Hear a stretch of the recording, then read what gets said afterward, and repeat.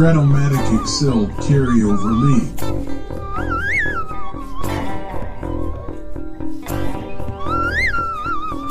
Brought to you by the Shrimp Troll.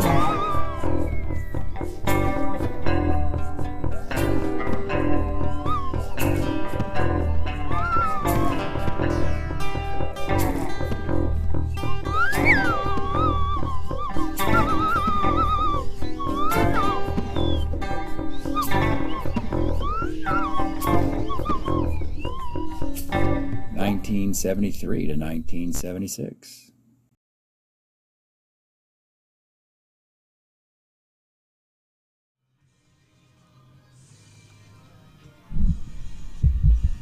Welcome back, baseball fans. 1973-76 Carryover League. We got a series today in the American League Midwest. The Kansas City Royals at the Milwaukee Brewers. As these divisional series of course, best of 7. And what has become an unusual and somewhat disturbing recent trend in these series, you'll find out, well, I'll just go get into this thing. It opens up in the Fountains in Kansas City. Don Wilson, a free agent signed by the Brewers, former Houston pitcher, they got him in the offseason, versus Larry Gura. Low-scoring affair in the third inning, though. The Brewers get walk, single, single, single, and RBI ground out to get 3 runs. It's scoreless after that. You get a solo homer, George Scott, make it 4-zip. Kansas City has a minor threat in the 8th. A single, but then a double play, a walk, another single, and a strikeout. And then Al Downing collects the final 4 outs to get a save. 4-0 for the visiting Milwaukee Brewers. And so, rainy day in the Fountains in Kansas City. Game 2, folks. Kansas City Royals haven't scored. Milwaukee 2, Kansas City nothing. Kansas City's got no offense whatsoever. We're talking Otis, Piniella, Brett, Mayberry, Healy, Patek, Rojas, Frank White, and Al Callens on the bench because they're slumping. Brewers got their runs in the first on the dreaded pass ball plus pop out. And then in the 7th inning, with first and second and nobody out, Lezcano hits a ground ball to George Brett, who he kept with his 75 card because he's a 1. It's the only time in his career he's a 1 third baseman. He kicks that ground ball, and the run scores on a double play. Also in the 8th inning, Brett kicks another ground ball, but it's not consequential. Still, 2-0 visiting Brewers on the incredibly disappointed Kansas City fans. It's not that they lost, it's they haven't scored. And this Kansas City's supposed to have a potent offense, let alone this atrocity. Game 3 in Milwaukee. Well, the Royals got a run. In the 3rd inning, Frank White singles, scores on a Fred Patek double, and that's all they can do against Bill Travers, Don McMahon, and Al Downing. Brewers get RBI doubles by John Briggs. Pat Kelly scores on a double. An error by Patek, scores on a sac fly. Solo homer, Pat Kelly. 4-1 Milwaukee Brewers. What is going on in this recent trend of one team just doesn't show up? Has anybody read the schedule? You got a big best of 7 divisional series.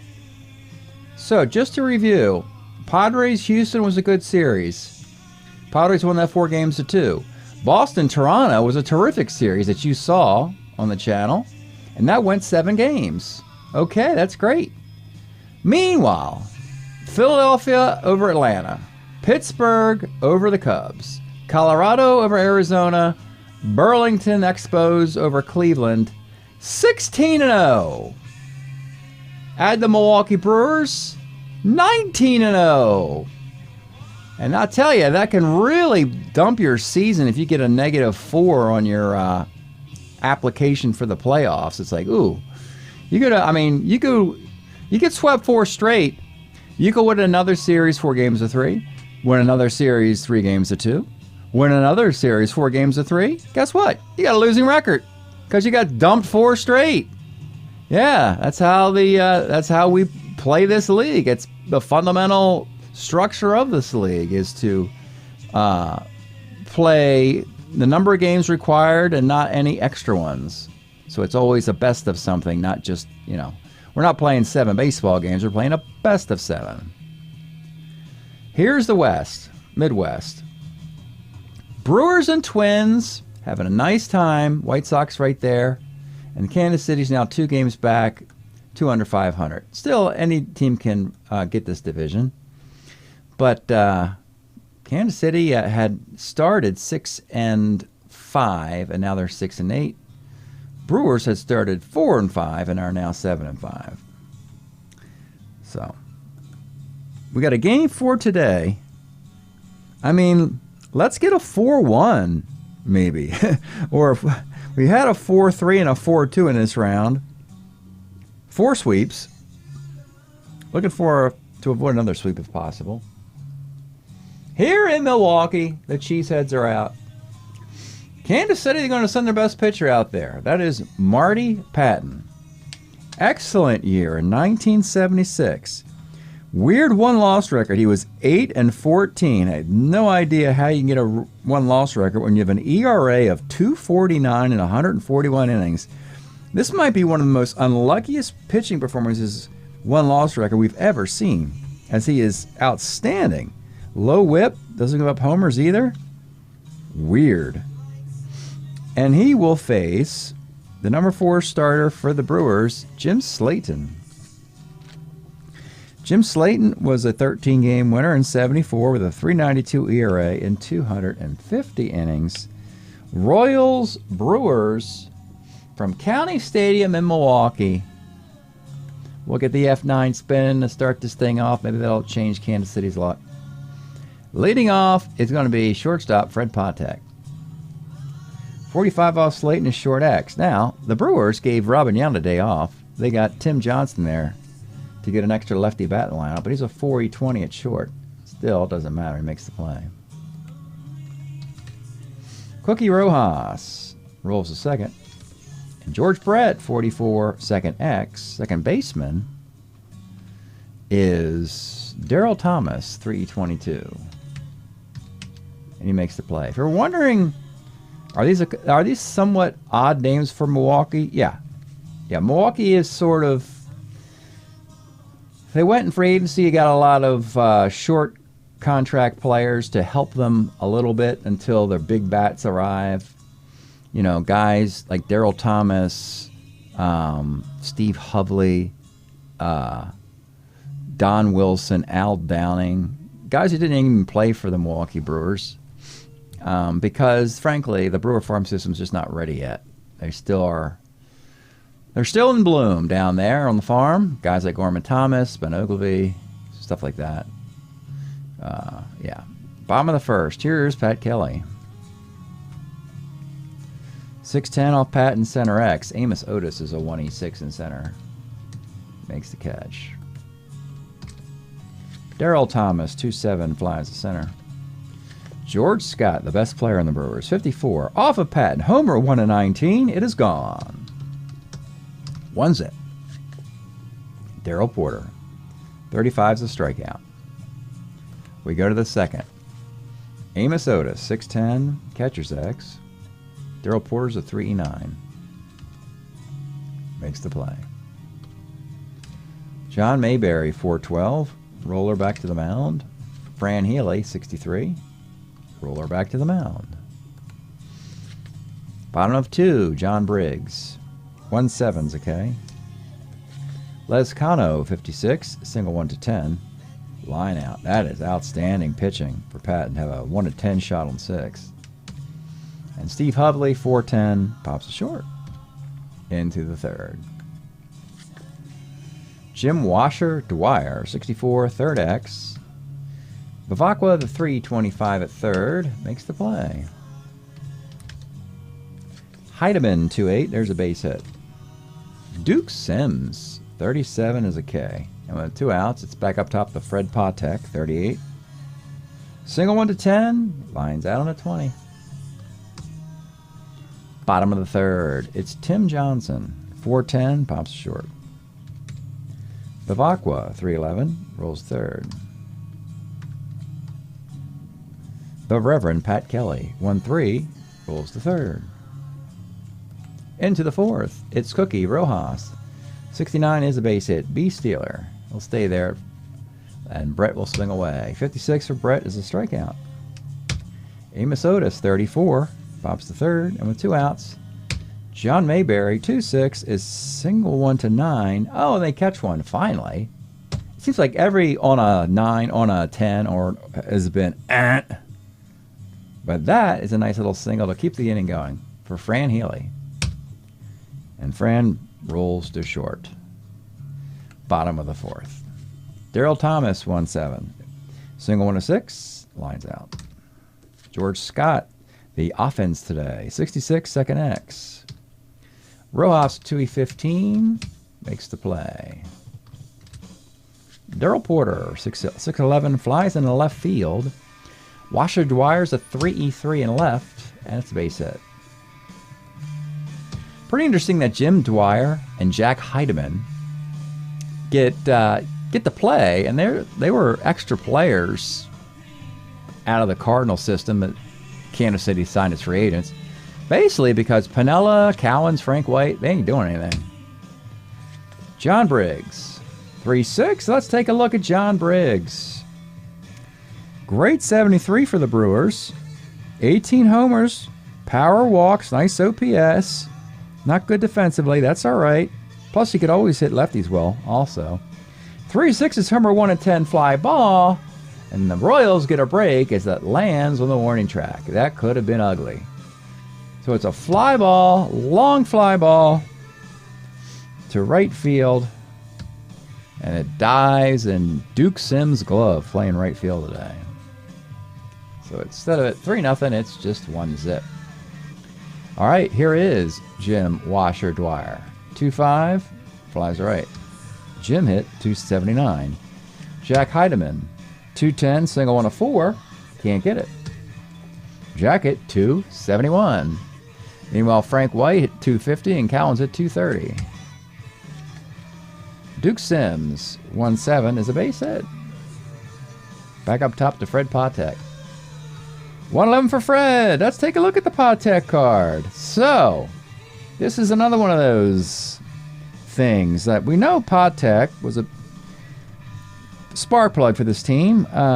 Scrappy player, great base stealer, base runner. But he only hit 225. And so you're really asking a lot to put him in a leadoff spot. Hoping he can catch some hits with some walks. Here he does. 111 is triple 1 to 5, single dot dot. It is single dot dot. The threat continues. 2 on, 2 outs. I don't know if the Royals have a hit with runners in scoring position and 2 outs in 3.5 games. We'll find out momentarily. Here is Cookie Rojas. 6'10 off Slayton is catcher's X. This could get a run, though. The 3-9 catcher got to avoid the pass ball foul out. They get a ground ball C, right what the doctor ordered. So if you're wondering what the paren means, it means it got the E rating, not the fielding rating. And inside the E rating, instead of the pass ball such and such, it's going to be an error or a ground ball C, and it's a ground ball C. So with 2 outs, that doesn't do anything. Doesn't score a run. No RBI or anything. Still 1-zip, bottom of the 5th.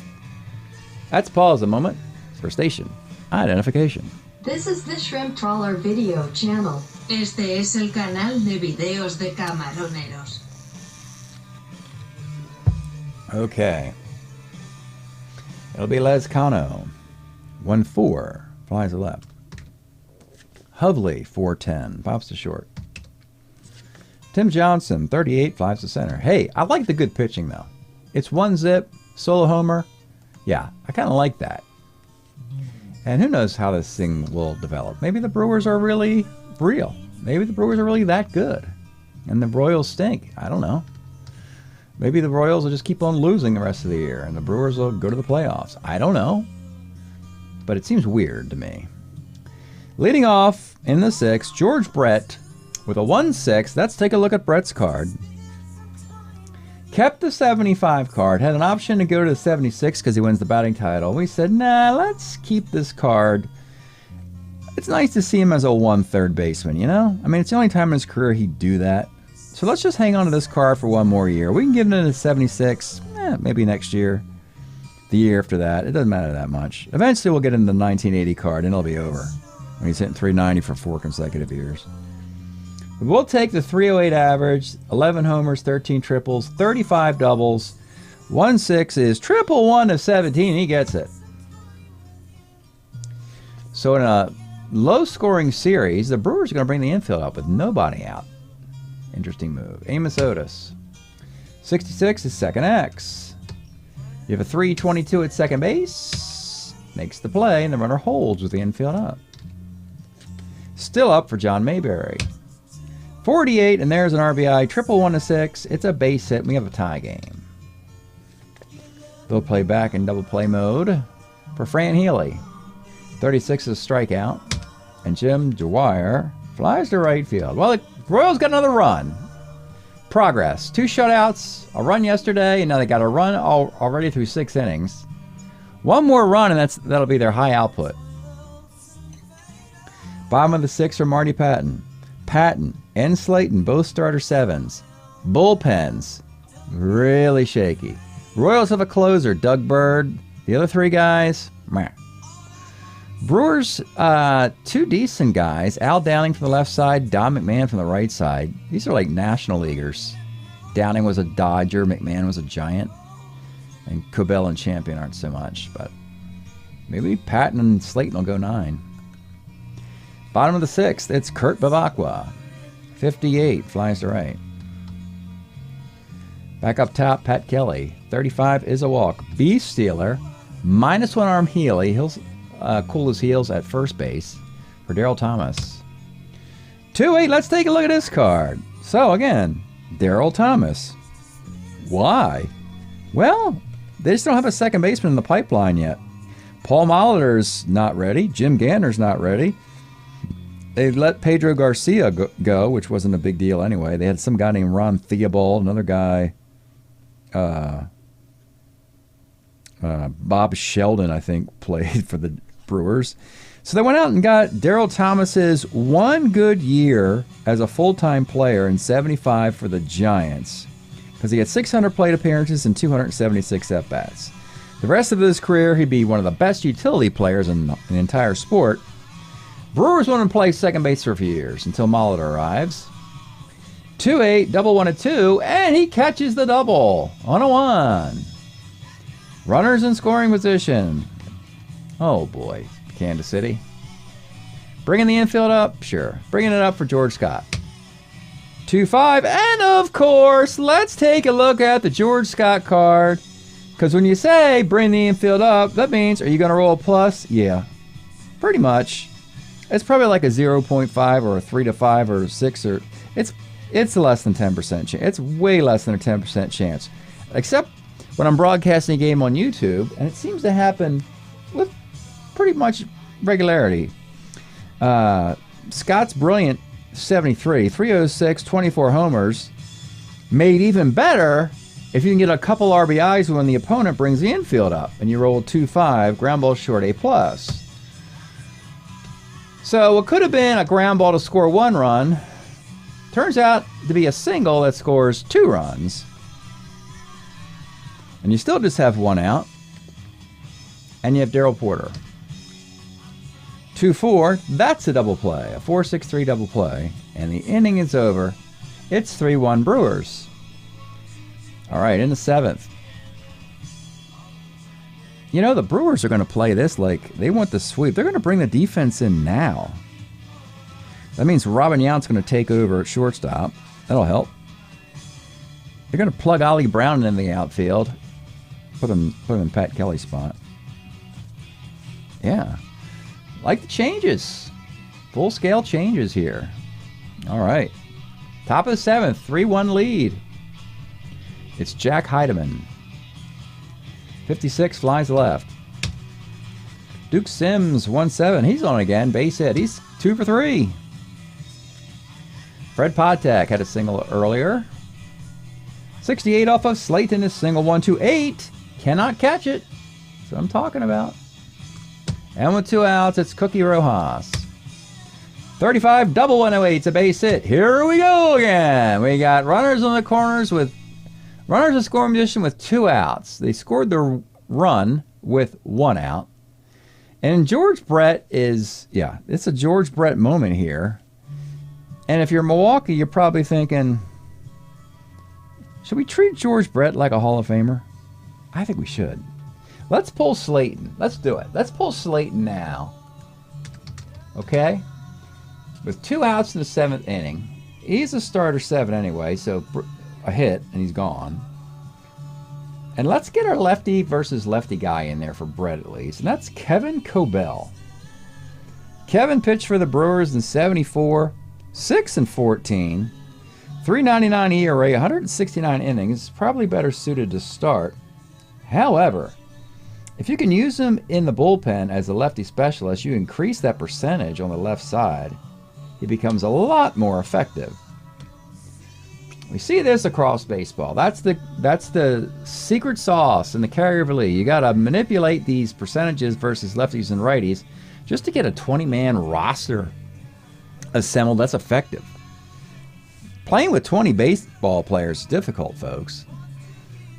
It's over a whole summer, So Kevin Cobell will come on in the 7th.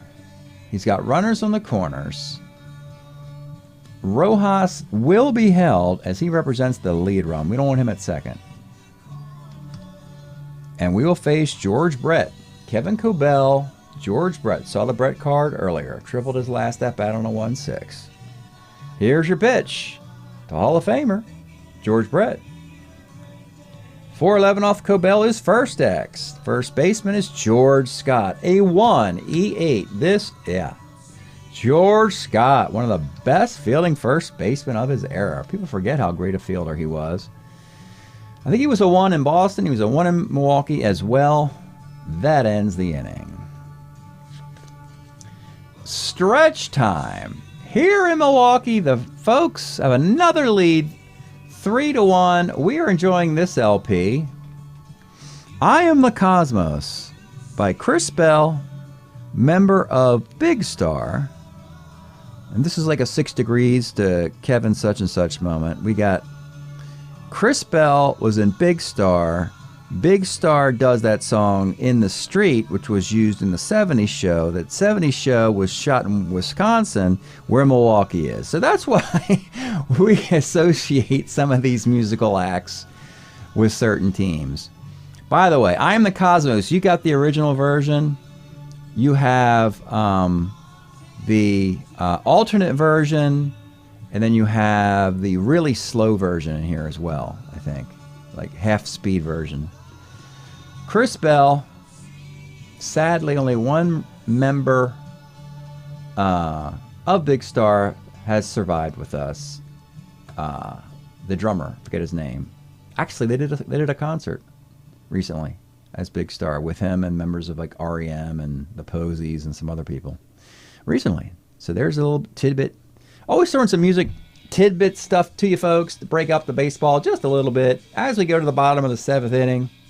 Marty Patton, oh my God. Now you know why he was 8-14. He's been there very good. 2 runs that shouldn't have scored there. And Scott, well, he did surrender the homer on his pitching card. So that's probably the only run he really should be charged for in this affair. Bottom of the 7th, leading off for the Brewers, it's John Briggs. 58, flies to right. Les Cano, 38, is a K. Steve Hovley, 110, is a single. And now Robin Yount in the Tim Johnson spot. 1-8, let's take a look at Robin Yount. So if you're wondering, one of the cool aspects of this division with Kansas City and the Brewers is that George Brett and Robin Yount, their careers were pretty close mirrors to each other. Played almost the same positions, third and short, right next to each other. And all-time hits lists, MVP awards. Brett gets a World Series ring. Yount does not. Goes to a World Series. In this era, though, Brett's arrived. He's ready to go. He's already the superstar. Yount's just getting started. Yount's probably 18 years old or something like that. With his 1974 card, he hits just 250. He's a 331 and short. Just kind of ordinary guy.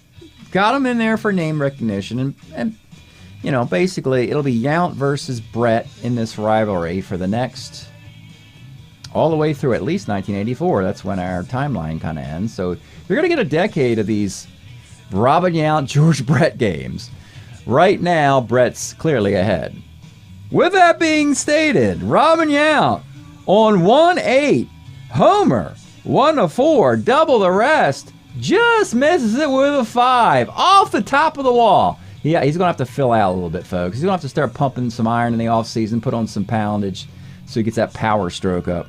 But 1-4 double. Hovley can fly. Hovley can run. He's a 14. Can he score for first on a double? Problem is, Amos Otis in center field. It's a 14. It's a 15. It's a 16. -4 makes it a 12. Of course you're going to run because everything is coming up Brewers in this series. He's going to try and score from the first. Score from first on a double. Here's the play at the plate. And he's gone down on a 16 by Amos Otis. Like, that's never happened before. Amos Otis in that cannon throws out the runner at the plate, and the Brewers cannot add to their lead. Well, this has turned out to be a fun game, folks. It's 3-1 into the 8th. Again, Milwaukee has all their defense in. And as we go to the 8th, Kevin Cobell, the lefty, he's got Mayberry coming up. Dwyer might be coming up. But he'll pitch at least through Mayberry with a 2-run lead. Here we go. Amos Otis, the guy who made that terrific throw. 67 off Cobell is a pop to short. Now you got John Mayberry. 67 on the left side is a strikeout. And with 2 outs, yeah, he'll pitch to this guy, Fran Healy. 66, fly ball to left field.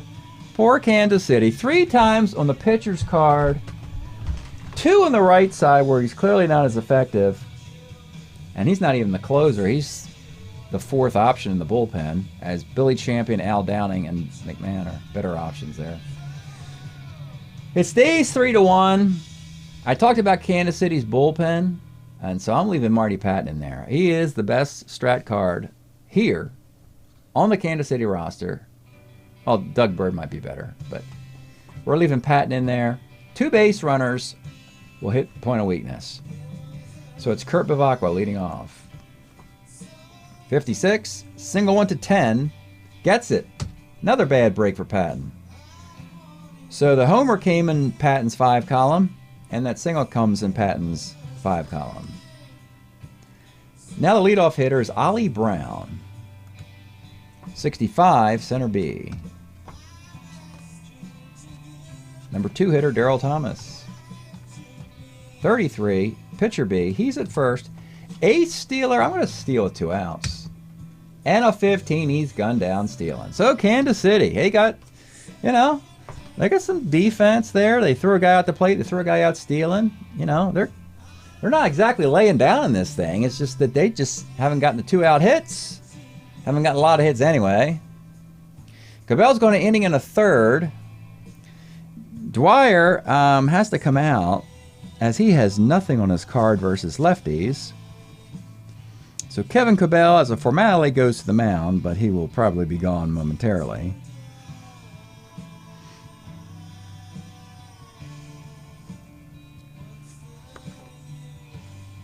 I guess he'll just go to Lou Piniella here. Yeah, Lou Piniella will come in the game, and with that, Cabell will exit the game. Let's look at Lou Piniella first. This is actually a 74 Piniella card where he's with New York. So Kansas City decided to hold on to him 1 more year. Moreover, the Yankees had a full outfield anyway, so they didn't really have room for Piniella, and they said, you can hold him. You can keep him in Kansas City a little while longer. We'll get him in a year or so. Lou Piniella hits .305 for the Yankees in 74 with 9 homers. More power versus lefties. So Cabell will leave. You don't want to face this guy in the 9th.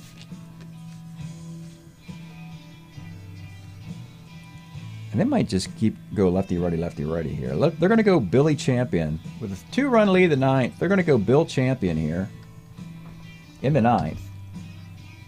Bill Champion was a Brewer in 74, 11-4 with a 3.61 ERA and 162 innings. He'll come in the 9th.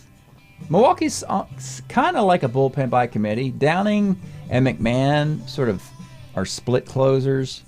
McMahon pitched a couple innings yesterday in Game 3, so we want him not to pitch a full inning if we can avoid it.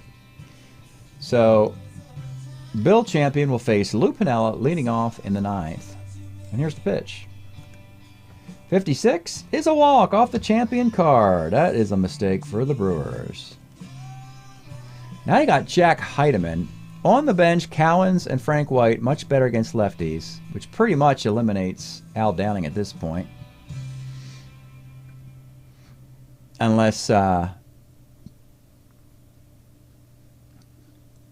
don't want to, you don't want to go Al Downing versus Duke Sims. They'll just bring in Piniella, they'll bring in White or Cowens. So Jack Heidemann will bat here with a man at first. Here's the pitch to Jack Heidemann. 67 off Bill Champion is a base hit in the center field, and Kansas City has two runners on the bases. And you got Duke Sims. Interesting moment here. Like I said, if you bring in the lefty, they're going to go Cowens or Frank White. But maybe the Brewers could care less about that.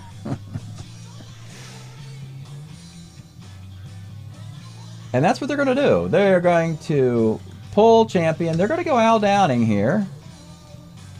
Let's take a look at Al. 75, he was a Dodger. Now he's a reliever with the Dodgers. 2-1 with a 2.88 ERA in 75 innings. He comes on in the 9th. Duke Sims. Hold the phone here, folks. He might actually swing away here. Let's take a look at this Duke Sims card. He actually, against lefties, is pretty reasonable. It's a high homer chance. And you got the walks as well. And Downing's got a homer on 17. Al Cowens doesn't have power. Frank White has power. But Downing's actually better against righties than lefties. You know I'm going to make the wrong move. And why is that? Because this is what Kansas City's been doing lately. But this is what I'm going to do, folks. To me, it's a coin toss. I'm just going to go with the Kansas City Royal player. Duke Sims wasn't on the Kansas City. He was with the Yankees in 73. I'm just going to go Frank White because he is a Kansas City Royal. And it's your moment. This is a let's get on page with the Kansas City Royals Frank White. So far, you've done little for your team. And in 75, he hits 250 and 304 at-bats, most of it against lefties. He will pinch hit here against Al Downing with runners at first and second. And here's your pitch to Frank White. 43 is first. X! Another George Scott sighting. Of course, he's a 1-8 at first base. It's a 3-6-3 double play. When in doubt, George Scott. That's the Milwaukee mantra. A devastating 3-6-3 double play. And you know, Al Downing in that on the left side of Duke Sims, on the left side of Al Downing's card, it's fly ball left X. So it wouldn't be a ground ball to George Scott with Duke Sims in there. That's what I'm talking about, the bad breaks. It would have been a fly ball to a 3 outfielder. So you have a really higher chance of not only getting a hit, but possibly an extra base hit, possibly even scoring the runners. That's how things have gone for Kansas City, from bad to worse. So, after the double play, we have a runner at third. There are 2 outs, and we're back up top to Fred Patek. You saw the card earlier. Fred doesn't have power. But he does have a homer on his card on the roll of 112. And boy, he could really use something like that right now. Milwaukee, fans on their feet, looking at a sweep. Here's the pitch to Fred Patek. 57 is a strikeout, and that will do it again. The Milwaukee Brewers have just swept the Kansas City Royals 4 straight. This is an era where Kansas City is starting to win the American League West. They're no longer traditional IRL-MLB. Kansas City takes over the West, starts winning the division, starts to take on the Yankees in the ALCS.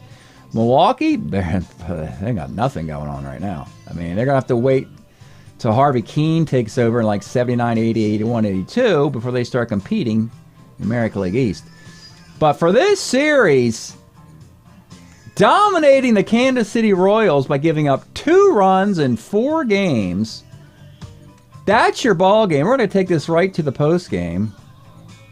And now you're starting to see how Marty Patton, tough luck, lost 8-14 in 1976.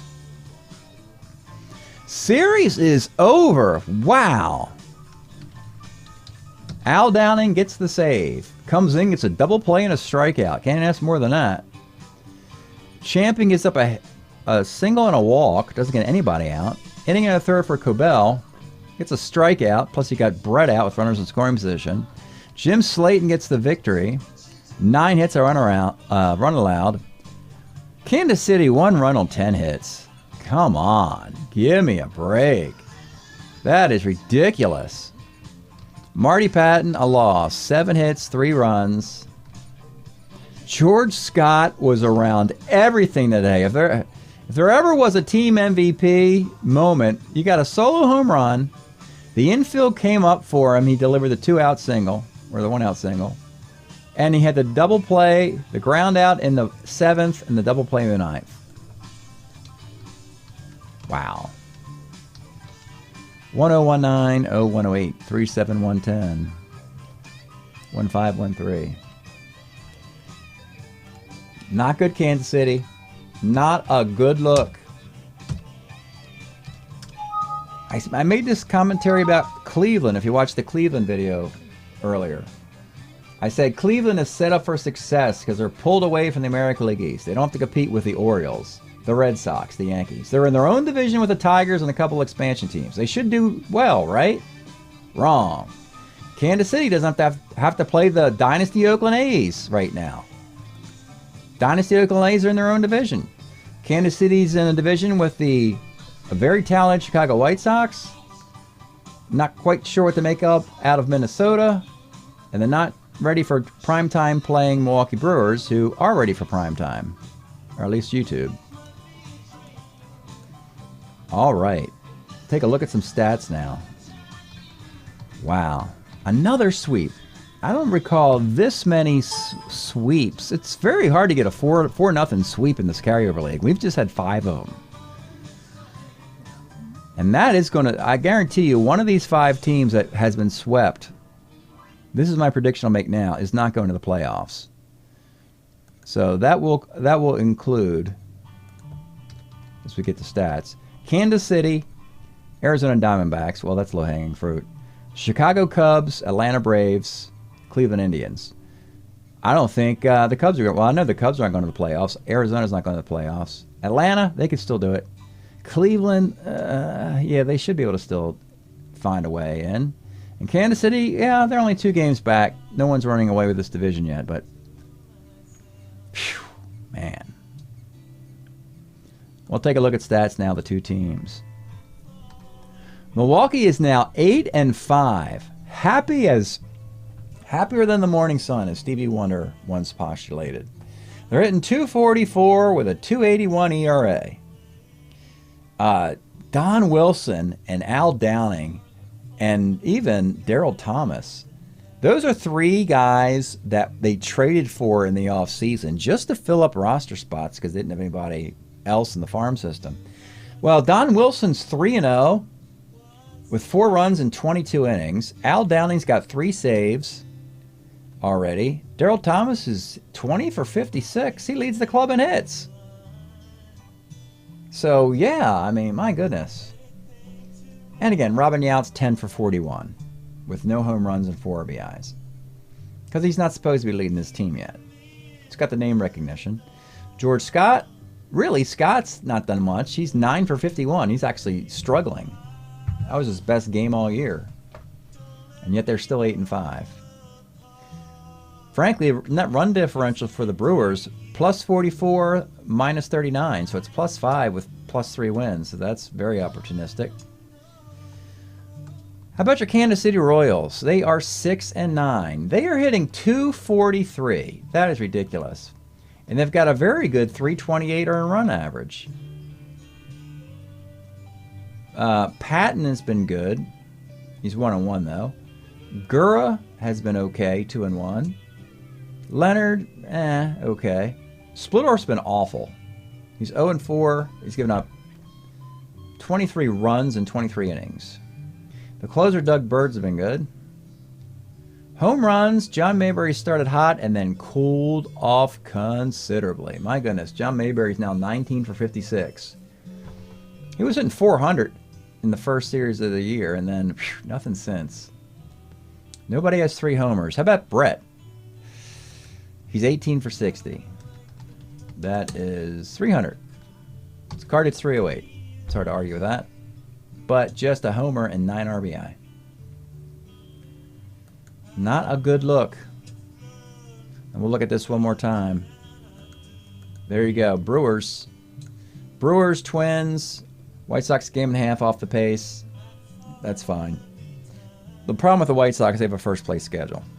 So that's going to be difficult to overcome. But anyway, folks, break up the Milwaukee Brewers. Another sweep. Sweepage again in the 4-year carryover league. Thanks for checking this out. We'll see you next time.